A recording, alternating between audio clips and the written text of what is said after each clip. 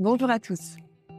Vous êtes dans Mille et une facettes, la seule émission dédiée au tourisme en Île-de-France. Ce second podcast s'intitule Destination Inclusivité, Stéphane Houdet, JOP 2024 et Innovation touristique. Je vous propose d'y découvrir l'univers du Handilab, un incubateur de start-up axé sur la thématique du handicap à Saint-Denis. Comment Stéphane Houdet, en tant qu'ambassadeur, contribue-t-il à préparer ces start-up pour les JOP 2024 ? Quelles sont les opportunités et les initiatives uniques qui émergent de cette collaboration entre le monde du sport et l'innovation sociale ? Découvrons comment Handilab s'efforce de changer la donne dans le domaine de l'accessibilité et de l'inclusion, tout en étant un catalyseur pour des solutions novatrices qui transcendent les barrières. Restez à l'écoute pour un épisode passionnant rempli d'insights et de perspectives sur la rencontre entre le sport, l'innovation et la sensibilisation au handicap. Son ouverture est prévue en juillet 2024. Comment Handilab a encouragé la collaboration entre les startups et d'autres acteurs en prévision des JOP ? Donc nous, on va à la rencontre des grandes entreprises et on est à l'écoute de leurs besoins, parce qu'il y en a énormément. Et ensuite, on fait la même chose avec les startups et on les met en relation de telle sorte que les deuxièmes puissent répondre aux besoins des premiers.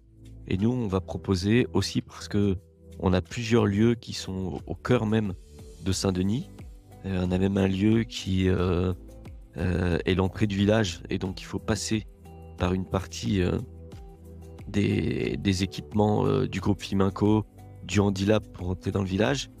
Donc notre proposition est d'ouvrir nos lieux aux structures intermédiaires pour qu'elles soient de la fête des Jeux, de la fête des Jeux paralympiques, et que nos lieux soient des carrefours de rencontres et que justement ils participent à la fête grâce à cette opportunité. Et comment Handilab compte-t-il mesurer et communiquer l'impact des startups incubées pendant les événements majeurs ? Mais j'imagine qu'elle viendra des succès de ces startups et d'être en parfaite adéquation avec les besoins des utilisateurs. Quelles sont les opportunités offertes aux startups soutenues par Handilab pendant les Jeux ? Donc cette idée d'être un modèle français, nous on pense souvent, alors c'est aussi un petit peu mon côté sportif très ambitieux, de m'être rendu compte que le monde était tout petit et que quand on avait des projets, d'un seul coup ça pouvait être des projets internationaux. Donc pour nous, le Handilab, ça pourrait être ce premier écosystème modèle qui va venir donner l'exemple. En quoi la visibilité des Jeux Olympiques et Paralympiques peut-elle aider Handilab à attirer l'attention sur les enjeux du handicap et les solutions innovantes développées par les startups ?